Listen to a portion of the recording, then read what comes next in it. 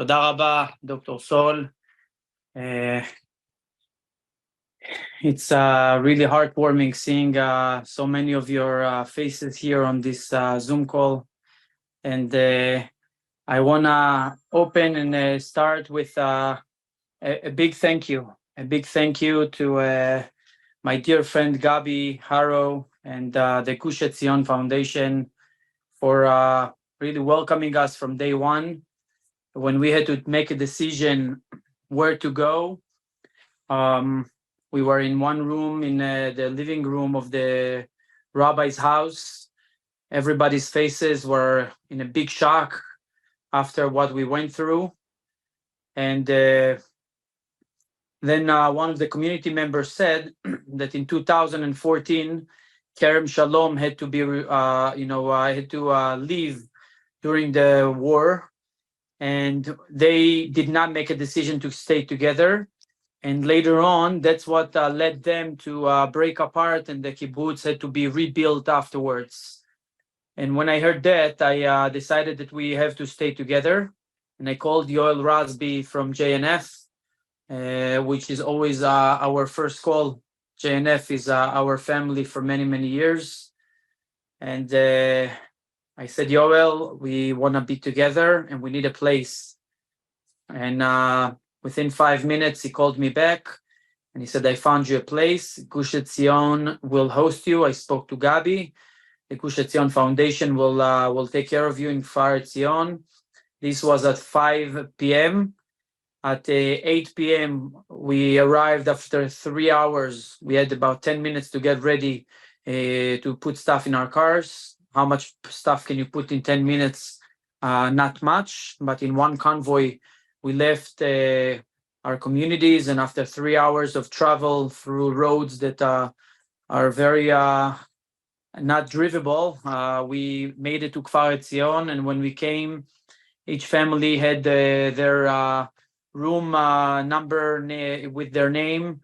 We got to the main tent where we are eating.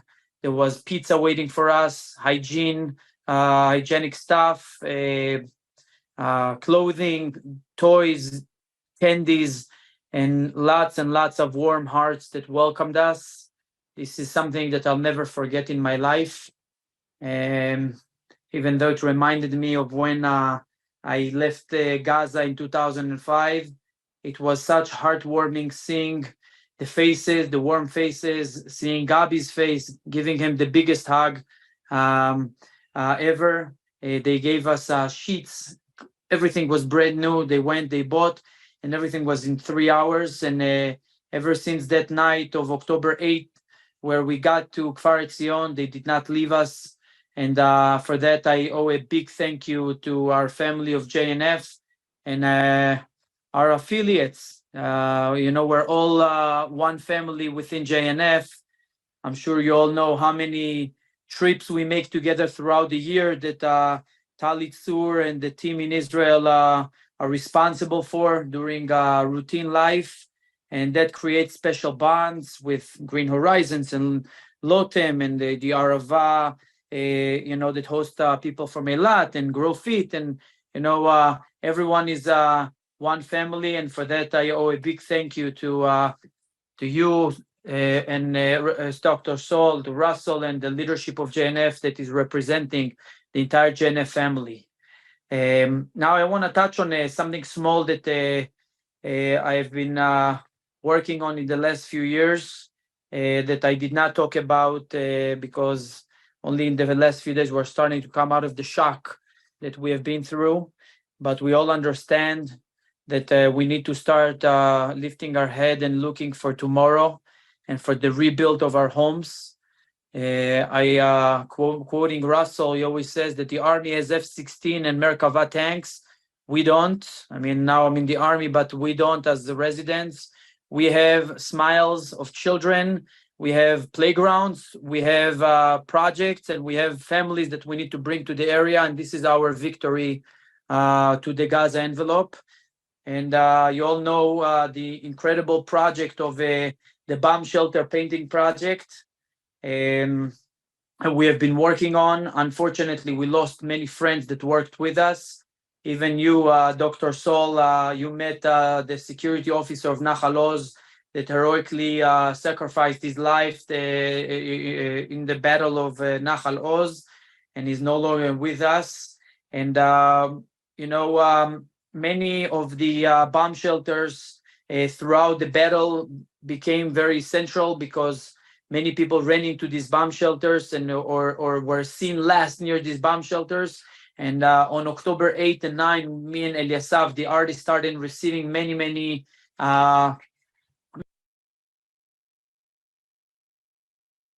You're on mute. Yedidya. We started receiving many pictures, and if maybe Gary can show us the pictures that we received and videos. This is on September 9th, I believe. The Philadelphia board dedicated a shelter in Chalutza. Maybe we can see this video now that shows what became this shelter. You can see what happened above it. This is in our community in Shlomit. And many of these shelters were central things for people who lost contact with their friends, and the last thing they saw was the selfie that they took with these shelters. And maybe we can see those pictures. This is a picture. Okay, hold on this picture for a second. This picture is a new shelter that we decided to paint yesterday. This is a very emotional shelter. It's in the Gaza envelope, of course. And this shelter shows the fields of the Gaza envelope, a big Israeli flag, and in the background, you can see the sunset or the fight in Gaza, you can name it, but it's a picture with a lot of hope that after everything, we're raising our flag and we're continuing. And we're going to give the people of Gaza, of the Gaza envelope, the reason to come back and give them hope through the very small beginning. It's like the early, when the early fall starts, you start seeing the small flower, it's the early spring, you start seeing the small flowers coming out, blooming. This is the first one, tiny, but we're showing the world that we are Am Israel and we're not going to give up. We're going to come back to our homes, and we're going to come back to our homes stronger. And for the memory of the 1,000 of people, more than 1,300 people that gave their lives, they're holy people who are no longer with us. We're going to come back and continue their legacy and continue to strengthen the Gaza envelope communities. May God hear my wish now that these shelters within few months will become historical sites of what was once needed in the Gaza envelope, and an artistic tour and no more. We don't want to build any more shelters. We don't want to build any more bomb-proof facilities.